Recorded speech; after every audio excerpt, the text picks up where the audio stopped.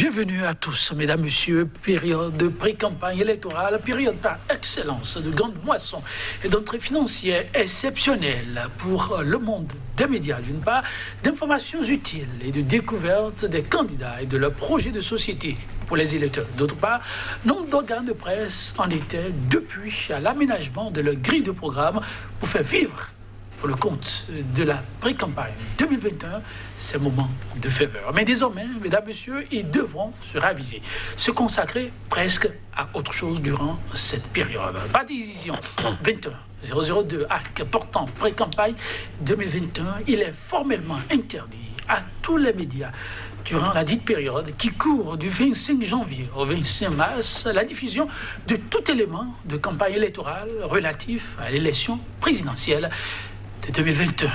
Oui, vous ne rêvez pas, c'est désormais la norme à suivre à la lettre. Décision 21002 AC portant pré-campagne 2021. La AC dans la régulation ou la restriction des libertés. Le débat, c'est tout de suite et maintenant. Et déjà sur ce plateau, en notre compagnie, Jos Pezo Anago, journaliste, il est analyste. Jos Pezo Anago, bonjour. Bonjour chers confrères, bonjour aux téléspectateurs de Sika TV. Et merci de répondre à notre invitation. En face de vous, un autre confrère, oui, qui mieux que pour parler d'une situation qui concerne la corporation. Marcel Zoumenou, c'est de lui qu'il est question, journaliste, il est également analyste. Marcel Zoumenou, bonjour à vous. Bonjour Joël. Merci de répondre à cette invitation. C'est moi. La nouvelle fait désormais grand bruit du 25 janvier au 25 mars. Tout élément relatif à la campagne électorale pour le compte du scrutin de 2021 doit être passé sous boisseau. Levé de bouclier dans le rang des professionnels des médias. Marcel Zoumenou, j'ai envie plutôt de dire la nouvelle, pourquoi a-t-elle suscité tout ce tollé dans le rang des professionnels des médias, qui en principe devraient s'y attendre? Oui, évidemment, les confrères devraient s'y attendre. Les confrères et tous les consommateurs de la presse devraient s'y attendre. Ce n'est pas la première fois que la HAC, excusez-moi, à l'approche d'une élection, sort un communiqué pour réglementer la période de pré-campagne. Voilà. Et la dernière par rapport à l'élection présidentielle de 2016, c'est la décision numéro 015-052 du 18 novembre 2015 qui réglementait déjà la pré-campagne. Et donc, c'est une des décisions traditionnelles que les différentes HAC prennent pour réglementer la période de pré-campagne. Mais c'est au niveau du contenu, de ces décisions qu'il y a débat, parce que le contenu même de la période de pré-campagne, c'est toujours un contenu qui est sujet à polémique. Et qu'est-ce qu'il faut faire pendant la période de pré-campagne? Qu'est-ce qu'il faut faire pendant la période de campagne? Il y a plusieurs écoles qui se divisent sur ça. Et souvent, et chaque fois, et ça, je voudrais le préciser, et déjà en 2015, quand la HAC Adam Bonitessi rendait sa décision, il y avait déjà des polémiques. Peut-être qu'on a eu le temps d'oublier, il y avait déjà des polémiques. Seulement que, à la différence de la décision de 2015, celle-ci me paraît beaucoup plus corsée, beaucoup plus coercitive. Et nous allons peut-être revenir sur... Okay. Oui, c'est la question que beaucoup se sont posées. Il y a eu même des parutions un peu trop osées. Je ne vais pas vraiment citer, mais on dit le train là vient de dépasser la gare. On a vu des confrères écrits, d'autres écrits avec des mots encore plus qu'expressifs. Oui, on se demande, est-ce que les professionnels des médias n'oublient pas ce à quoi ils devraient s'attendre pour parler des tests de loi? Mais en fait, on ne devrait pas s'attendre à ce qui vient de se passer. Ce n'est pas parce qu'un fait s'est produit que le fait là est normal. Ce n'est pas parce que la HAC a pondu une telle décision qui, à la limite, restreint les champs de liberté que pour autant, on doit s'y attendre. C'est vrai. Comme l'a dit mon confrère, on ne devrait pas s'étonner. D'accord, mais est-ce que c'est parce qu'il y a orage tous les ans, de façon cyclique, qu'on devrait dire, bon, mais il devrait y avoir orage, avec des destructions et tout ce qu'il y a autour? Moi, je dis, je voudrais vous inviter à suivre un peu ce passage qui concerne donc la mission ou le rôle de la HAC, qui dit ceci. La haute autorité de la communication a pour mission de garantir et d'assurer la liberté et la protection de la presse, ainsi que de tous les moyens de communication de masse dans le respect de la loi. Elle veille au respect de la déontologie en matière de presse et l'accès équitable aux partis, aux associations et aux citoyens, aux moyens officiels d'information et de communication. Aujourd'hui, est-ce qu'on peut, la main sur le cœur, me dire que la HAC contribue effectivement à préserver cette liberté d'accès aux sources de l'information ou même à l'information? La réponse est non.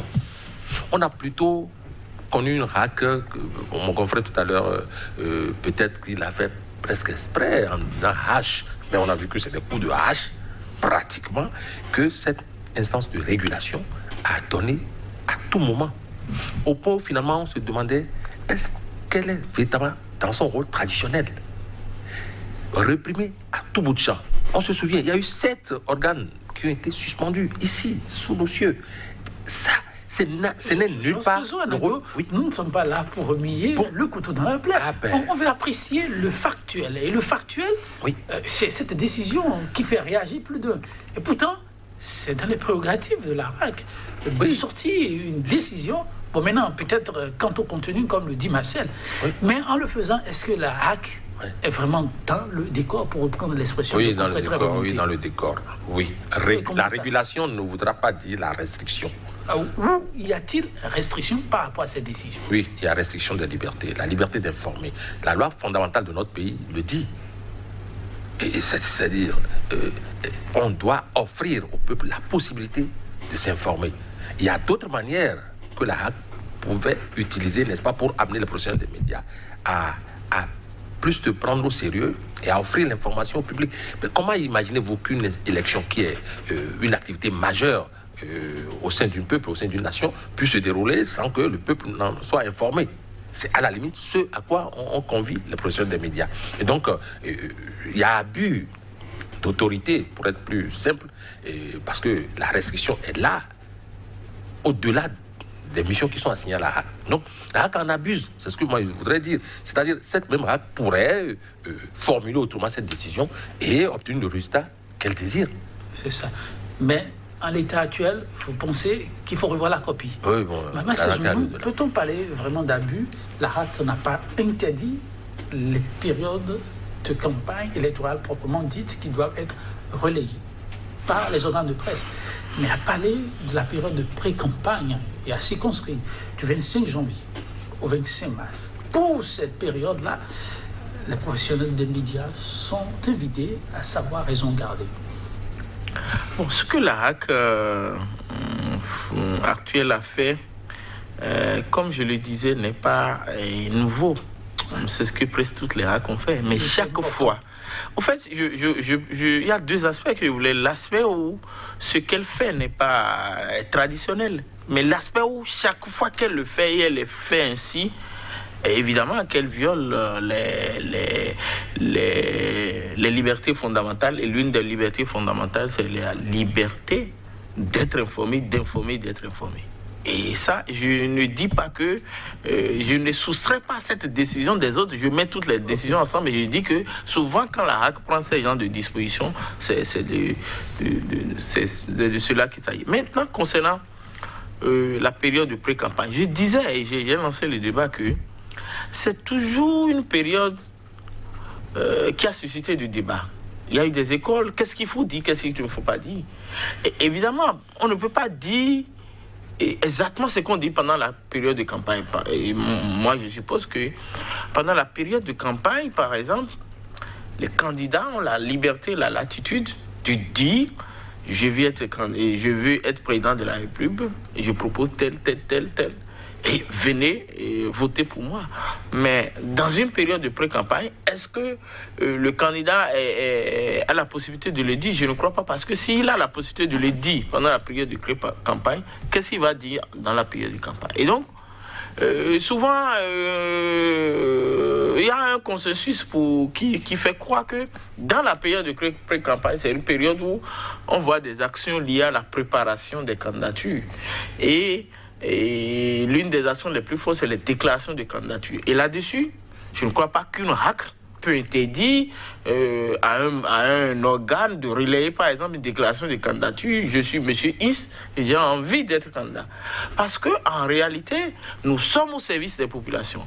Et les populations ne peuvent s'inspirer que de ce que nous disons pour savoir qui est candidat et qui, parmi ces candidats, le choix fait. Mais s'ils ne sont pas au courant de qui est candidat, comment pourront-ils faire le choix? Et donc, pour moi, une déclaration de candidature, c'est une information capitale, une information que aucune décision de restriction d'information pendant la pré-campagne ne pourrait assujettir. Et donc, c'est un débat, hein. Je suis d'accord, je crois que ceux qui disent que la RAC est allée un peu trop loin ont raison, mais il faudrait qu'on soit un peu raisonnable et rationnel pour comprendre que dans une période de pré-campagne, on ne peut pas dire tout ce qu'on dit dans la période. Sur ça, moi je m'entends sur le principe, mais c'est sur le contenu, comme je le disais, des décisions que les différentes RAC ont prises qu'on pourrait avoir. Parce que quand nous revenons à la décision actuelle,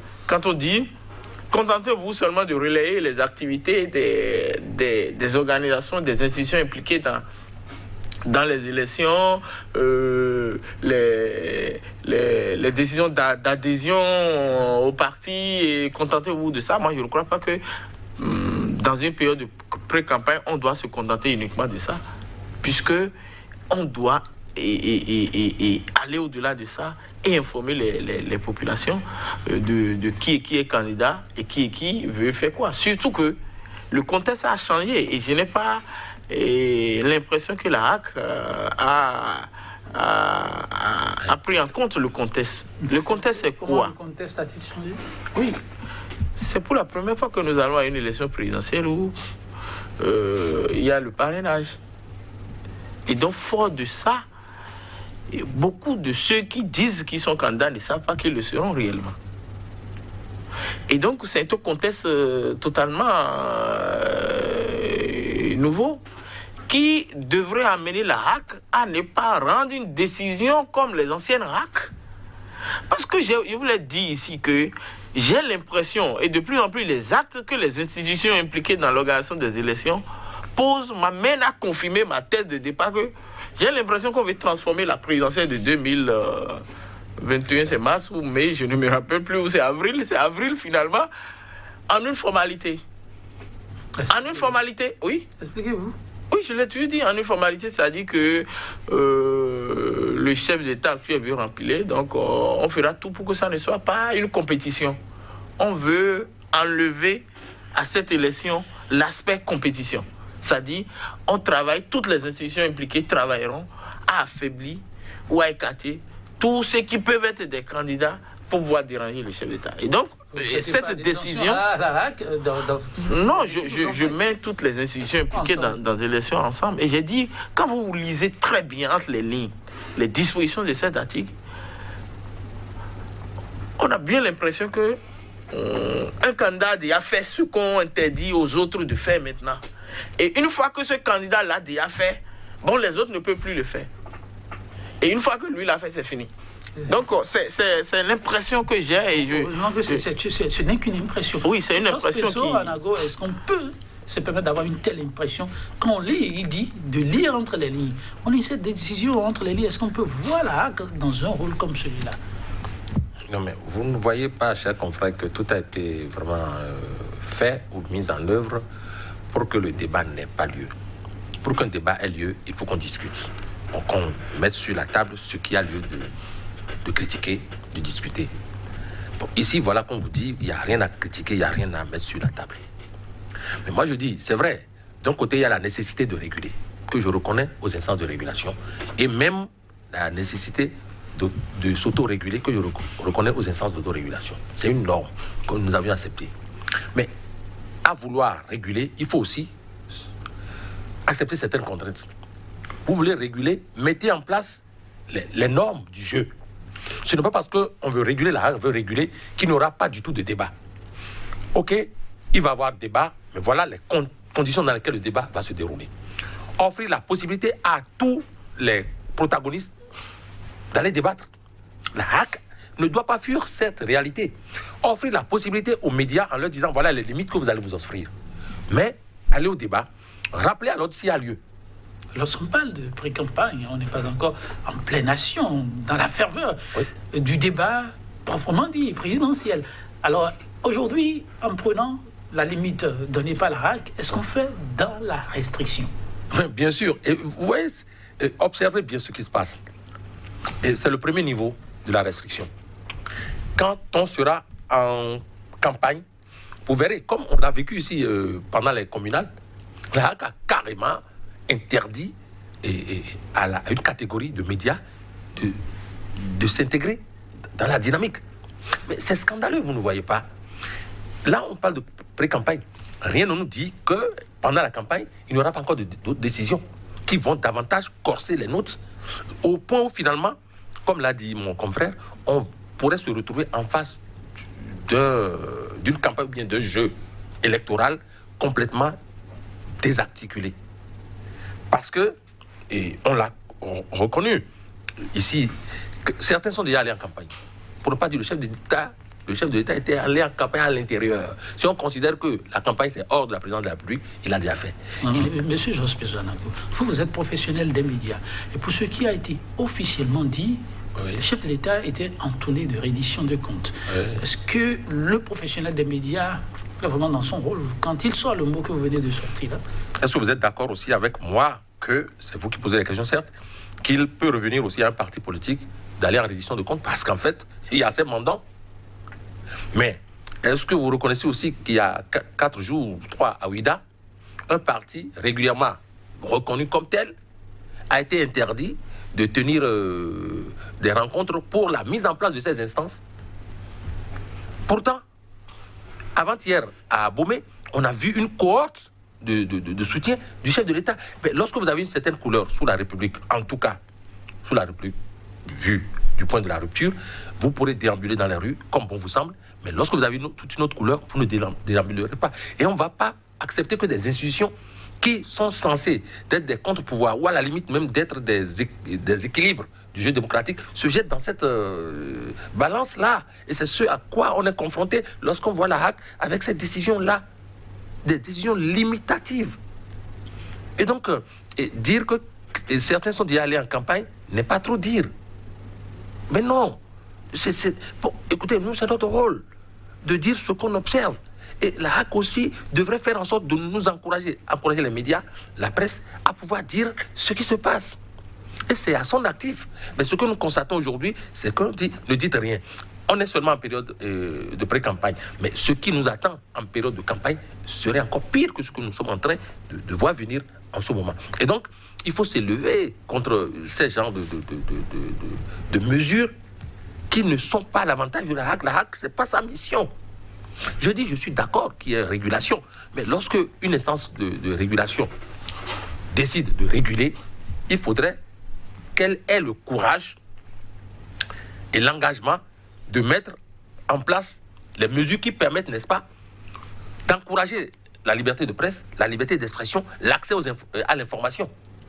Dans le cas d'espèce, quelles sont ces mesures-là? On n'en trouve pas. La HAC s'est contentée de dire ne le faites pas. Mais elle devrait plutôt dire la régulation.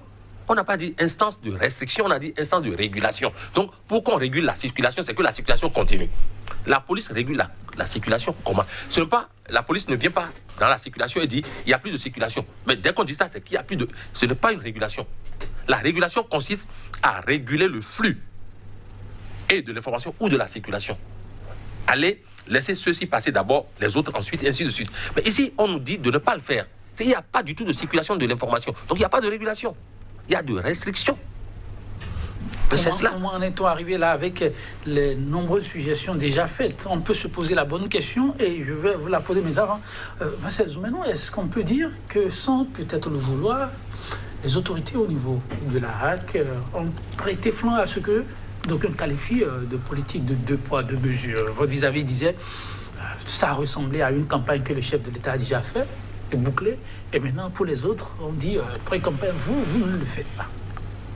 Oui, oui, En fait, il y a deux éléments sur lesquels je voulais revenir qui confortent ce que vous dites. C'est que même les décisions qui sont prises là, j'ai l'impression que ça ne s'appliquerait pas au chef de l'État. Expliquez-vous comment ça. Et pourquoi? Parce que le chef d'État trouvera toujours le moyen de dire il est en train de poser un acte que tout le monde, tous les Béninois voient comme un acte de propagande, mais qui met ça sous le couvert d'une action du gouvernement. Et c'est ça, ce que mon confrère aîné disait tout à l'heure en disant qu'en réalité, le chef d'État est allé en campagne, mais le nom que ça a pris, c'est... La reddition de... Tournée de reddition de comptes. Et tout le monde a vu, partout le chef d'État est passé, les populations disent 10 ans. Je ne sais pas si c'est la réponse de la reddition de comptes qui donne ça, mais pour moi, c'est la campagne. Et donc, cette décision ne s'appliquera pas au chef de l'État. Le chef d'État, lui, avec son statut de président en exercice et de président et candidat, trouvera toujours les moyens pour mettre ça sous la coupole d'une action du gouvernement et pour sortir. Et donc, c'est là qu'il y a le 2 poids 2 mesures. Ça s'applique aux autres candidats. Et c'est pourquoi je vous disais tout à l'heure que c'est tout comme si on veut tuer la compétition. Quand vous lisez très bien la décision, c'est tout comme on veut tuer la compétition. Le chef d'État, lui, sortira quand il voudra, dira quand il voudra. Une action officielle sera devant. Derrière, il aura la campagne. Et ça va continuer comme ça. Les autres, restez à la maison, vous n'avez même pas la possibilité de dire que vous avez l'ambition de faire ça. Et c'est là que ça pose un problème. Et je crois, comme vous, qu'il y a effectivement 2 poids 2 mesures. Et c'est sur ces aspects que la HAC devrait travailler. Parce que l'une des missions originelles de la HAC, c'est de préserver la liberté de presse. Et préserver la liberté de presse veut dire que la HAC doit travailler pour que tous les Béninois aient accès à l'information et que tous les Béninois aient la possibilité d'avoir accès aux médias pour dire ce qu'ils pensent, surtout ceux qui ont des ambitions d'être candidats. Et donc, là-dessus, je crois que l'option a carrément changé. Et c'est vrai que je disais cela tout à l'heure, ça a changé, mais ça n'a pas changé de maintenant. C'est seulement que cette HAC est en train de corser un peu plus les choses. Et nous voyons qu'à cet allure, on risque de fermer même les médias parce qu'il n'est pas possible que dans une période de pré-campagne et de campagne, vous ne voyez les médias ne parler que des faits divers, d'un accident. Puis c'est à ça qu'on veut nous résoudre désormais. Oublier l'élection, oublier, donc parler d'autres choses. Donc, c'est la période où nous devons parler. Puisque si nous ne parlons pas, comment les Béninois sauront pour qui, et d'abord ceux qui sont candidats et pour qui ils auront voté. Il faut qu'on les fasse suffisamment connaître à travers les débats qui iront dans tous les sens. La seule chose que la HAC, et c'est cela que j'ai vu dans une décision d'une HAC de 2001, où il y avait moins de contraintes, c'était au temps du président Kérékou, je le remercie au passage, et je remercie les HAC qui avaient lieu en cette période. On simplement demandé aux professionnels des médias de faire tout pour rester professionnels et ne pas dire des choses qui peuvent susciter ou qui peuvent porter atteinte à la sécurité de l'État. C'est normalement une vraie décision de la HAC devrait s'arrêter là. Parce que les professionnels des médias, c'est des gens qui sont formés, qui savent qu'en période électorale, ils ne peuvent pas dire un certain nombre de choses. Éviter les essais. Mais une fois que les essais sont évités, les médias sont libres de dire ce qu'ils pensent. Et je crois que la HAC doit revenir à sa mission première. Qu'elle soit politique ou pas, elle doit revenir à sa mission première. Qui a dit qu'elle est politique? Elle est politique parce que 2 tiers des membres viennent des acteurs politiques et sont donc politiques. C'est pourquoi je dis que c'est une institution politique. C'est pas un débat que nous allons faire ici, c'est connu comme tel. La décision actuelle, vous la trouvez purement politique, pas technique? Oui, très politique, très politique. C'est ce qui est dommage, très politique. Est-ce à dire que la voix des conseillers qui viennent quand même de la corporation, ça compte pour très peu de choses? Oui, c'est-à-dire c'est quelques gouttes d'eau dans un océan, à la limite. Mais on ne les voit même plus. Le nombre ne le fait pas, dit-on. La victoire. Non, je ne parle même pas de nombre ici. C'est-à-dire qu'ils sont dissous dans cette vague là. Et quand on observe aujourd'hui, au-delà de la HAC, il y a d'autres institutions de la République qu'on créditait d'indépendantes et tout le reste. Mais aujourd'hui, lorsque vous observez sous le ciel de la rupture, ces institutions donnent l'impression d'être à la solde du pouvoir politique. Et donc la HAC ne déroge pas à cette impression qui se dégage aujourd'hui quand on observe ce qui se passe sur le terrain. Et donc, ceux que vous évoquez, ils ont beau être au sein de la HAC, même en tant qu'institution aujourd'hui, se comporte comment? Et on l'a dit, mon confrère l'a répété tantôt, nous avons des règles. Nos règles d'éthique et de déontologie existent.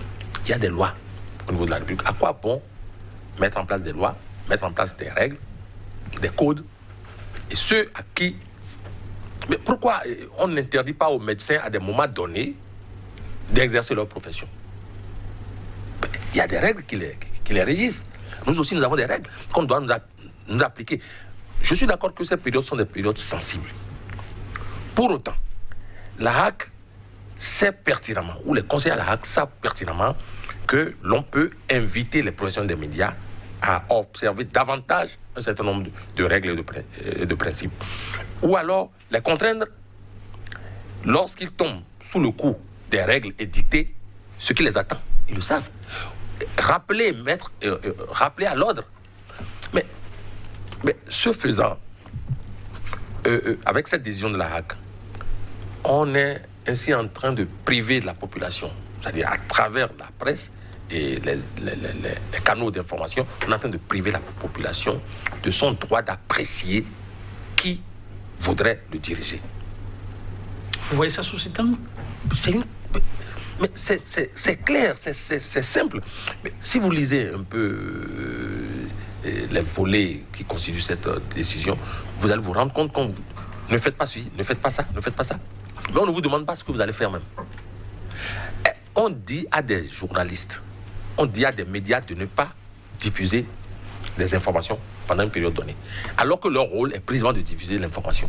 Moi, je préfère plutôt qu'on leur dise, vous allez diffuser les informations, mais observez tel comportement. Pour nos téléspectateurs, vous permettez, on va passer rapidement en revue les points saillants de la dite décision. Tout à fait. Pour ceux qui ne le savent pas, et on va peut-être apprécier le bien fondé, peut-être avec un peu de recul, vous en trouverez. Sont notamment concernés en termes d'interdiction les émissions ou publications dans les organes de presse annonçant ou présentant une candidature. Donc, on ne découvrira plus des émissions où on dit oui, bon, voilà le candidat, le probable candidat ou le candidat pour 2021, il a levé aussi le doigt. Toute production ou tout article sur les duos président et vice-président à l'élection présidentielle 2021. Les duos, Patrice Talon l'a dit officiellement, il est candidat. C'est qui celui qui l'accompagne comme vice-président? Le débat se fait désormais, même dans les rues. Mais en tout cas, à partir du 25, plus question d'en parler, en tout cas par les médias. Et ils le savent désormais, ils doivent pouvoir travailler pour. Maintenant, si vous estimez qu'il faut revoir, il faut commencer tôt par faire la marche qu'il faut vers la HAC. Alors, les comptes rendus, autre décision, des activités de soutien. Et oui, l'autre est descendu à Porte-Nouveau. Impossible pour l'autre de se réunir à tel endroit. Plus question de découvrir ça. Les appels ou invites à candidature, full stop à partir du 25 janvier. Pour vous qui ne le savez pas et qui vous préparez, faites-le tout de suite après, ce sera trop tard, mesdames, messieurs. Les comptes rendus des activités réalisées à des fins de propagande, aux fins d'un parti ou d'un duo président, et puis, mesdames, messieurs, de vice-président, pas question, à partir du 25 janvier. Mais avant, c'est encore possible. Pour l'instant, on a le 21, 22, 23, 24. Vous pouvez vous jeter à l'eau et aller à fond comme vous l'entendez. On peut relayer. Alors, Marcel Zoumanou, quand même, on a un peu de temps encore pour se défouler, si on veut se défouler. Je crois que je l'ai lu un peu. La lecture que tu as faite m'amène à confirmer ma thèse de départ qu'on veut faire disparaître la compétition. Je suis plus en plus. Mais ces jours qui restent avant le 25 ne sont pas suffisants pour faire le travail? Que tous ceux-là qui veulent bien se jettent déjà à l'eau et puis le chef de l'État a parlé. Il y en a qui attendaient le chef de l'État. Il a dit il est candidat. Le fait très rapidement alors. Oui, très rapidement. Non, ça ne paraît pas sérieux. Chaque candidat, chaque groupe politique a son agenda. Chacun sait la période appropriée pour déclarer sa candidature. Et donc moi je ne vois pas pourquoi les médias ne peuvent pas relayer tout au moins les annonces de candidature. Les annonces de candidature et des duos. Parce que même si quelque part on a dit que les parrains,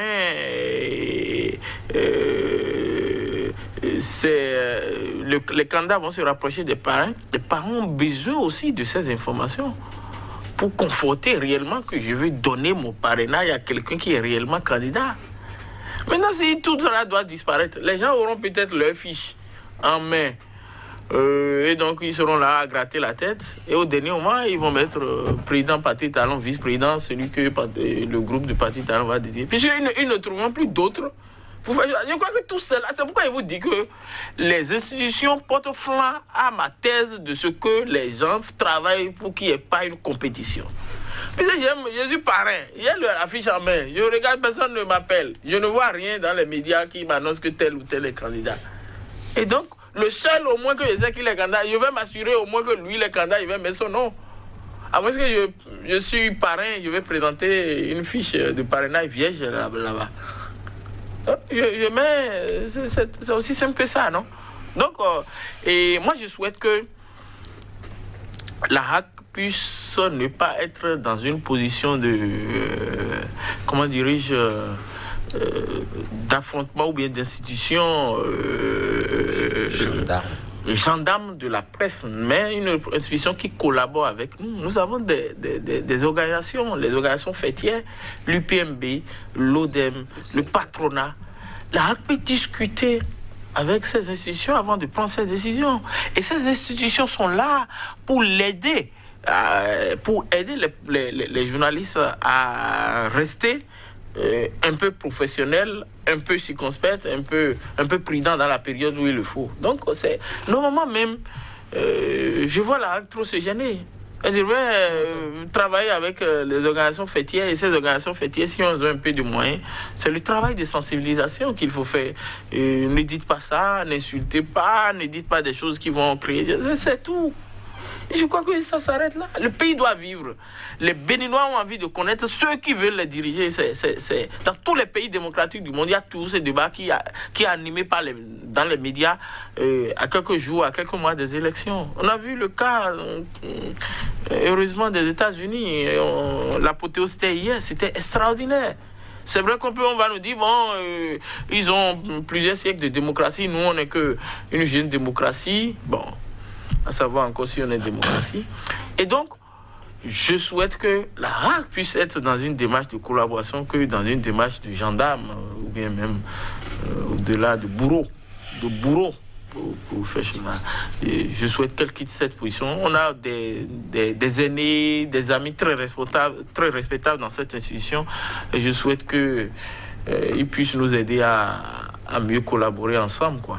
Ok, c'est entendu, ils sont aussi à l'écoute, mais je posais la question tout à l'heure aux confrères, est-ce que on ne peut pas boire de ce vin? Non, c'est une couleuvre qui est difficile à avaler. Même en prenant en compte cette période d'avant l'officialisation de la période de pré-campagne? Chers confrères, voyez-vous, nous sommes sur le plateau ici aujourd'hui en jouant aux intellos. C'est-à-dire, ne représentons pas ici sur ce plateau les 11 millions, pour ne pas dire les 12 millions de Béninois qui ont besoin de comprendre. Qui ont besoin de comprendre quoi? Ce qui va se passer les jours ou les semaines à venir en termes d'élections ou autre. Donc la période de campagne, de pré-campagne, si ce vocable existe, c'est qu'il y a un contenu. Et ce contenu n'est pas destiné à des initiés. Le peuple a besoin de comprendre. D'abord, même le concept pré-campagne, le peuple a besoin de s'y intégrer. Mieux, on parle aujourd'hui de duo. Je mets au défi les 12 millions d'habitants de ce pays. Ou alors je mets au défi la HAC de nous dire que les 12 millions d'habitants de ce pays ou les 11 millions d'habitants sont suffisamment informés, savent qu'il y aura un duo. un duo constitué d'eux et d'eux, et que tel autre pourrait jouer tel rôle. Non, ces informations ont besoin d'aller vers la population. Mieux encore, je voudrais faire une extrapolation pour dire que lorsque le chef de l'État,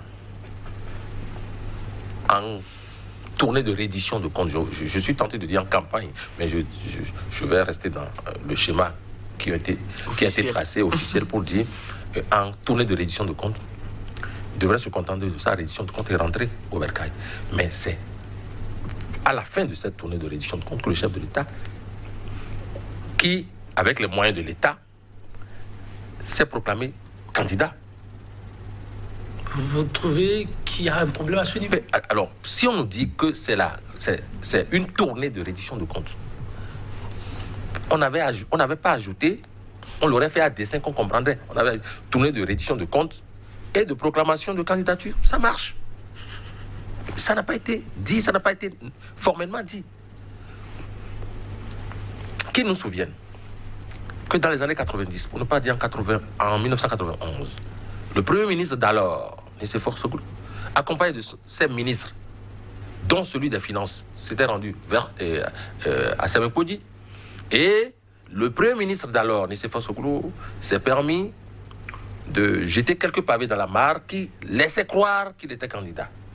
En même temps, Ildefonse Lemon, le ministre des Finances de l'époque,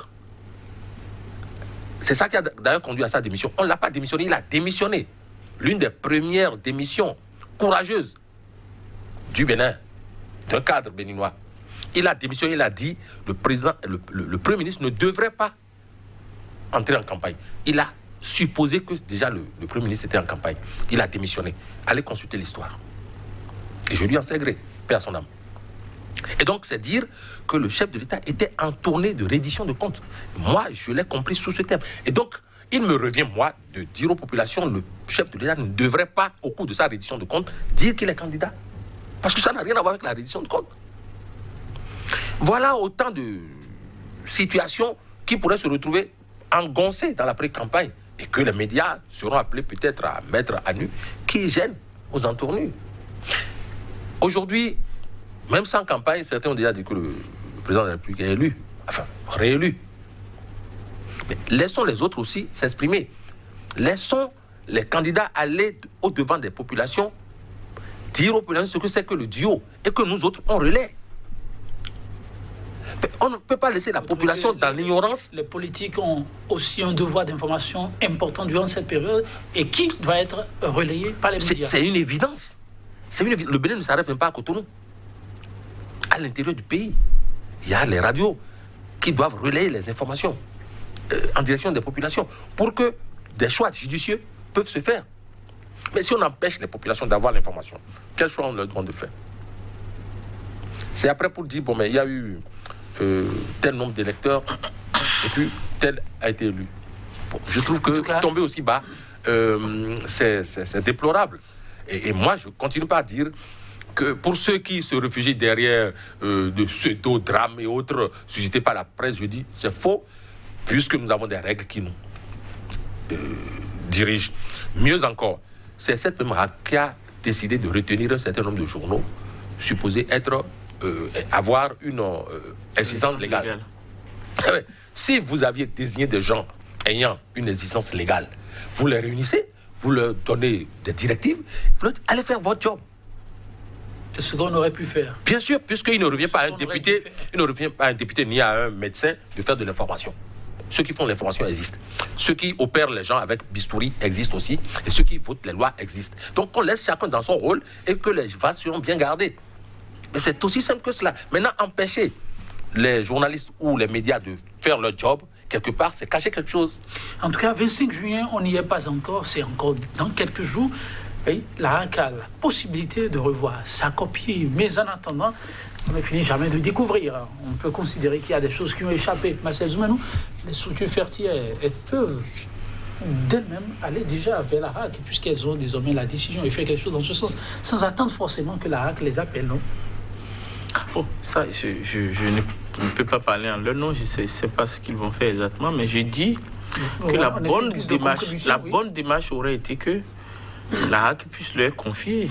Je crois que les organisations peuvent faire beaucoup de choses, confier ce travail. Et puis, j'ai l'impression que chaque fois qu'il y a élection, on a l'impression de dramatiser un peu le rôle et l'implication de la presse. Depuis 1991 que le Bénin organise des élections, ça fait, nous avons déjà organisé, nous allons organiser bientôt la 7e élection présidentielle. Je n'ai pas souvenance une fois que une crise politique majeure, ou un drame politique, ou bien une situation incontrôlable est née au Bénin à partir d'un écrit ou bien d'un propos tenu par un journaliste. Mais alors, de quoi avons-nous si peur ?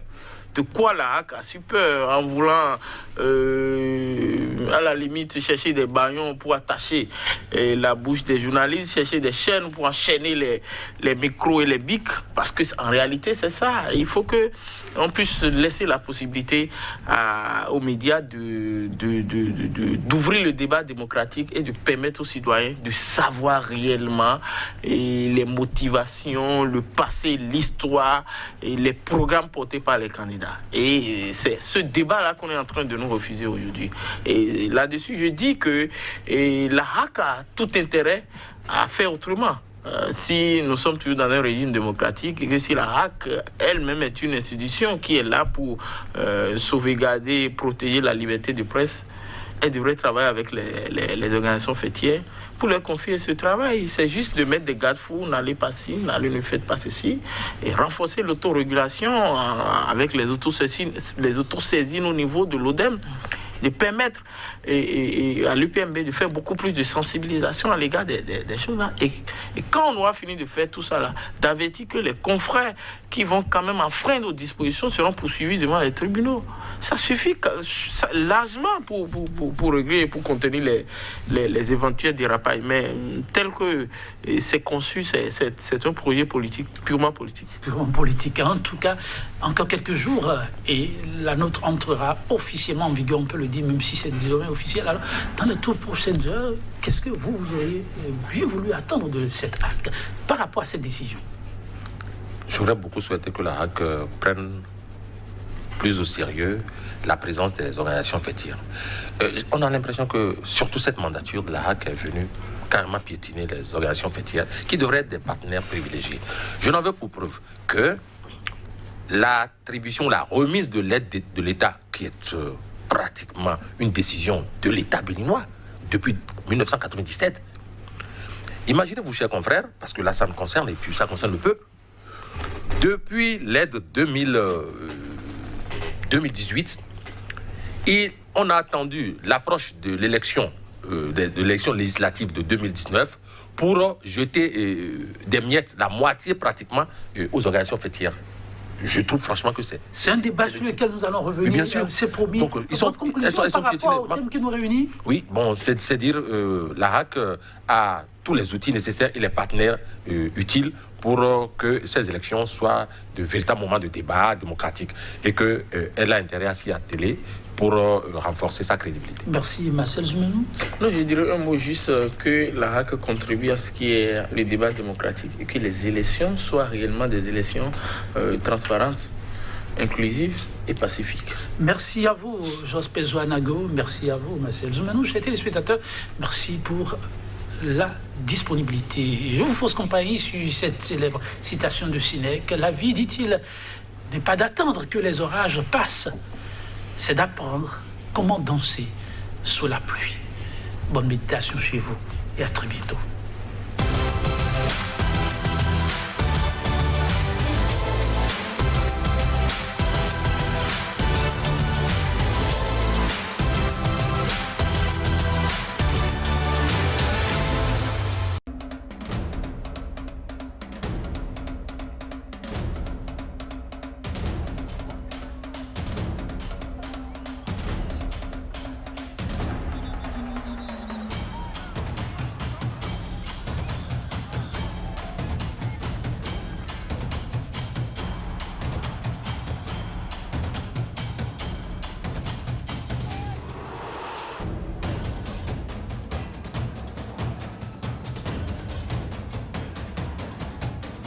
If they want to get you, they'll get you.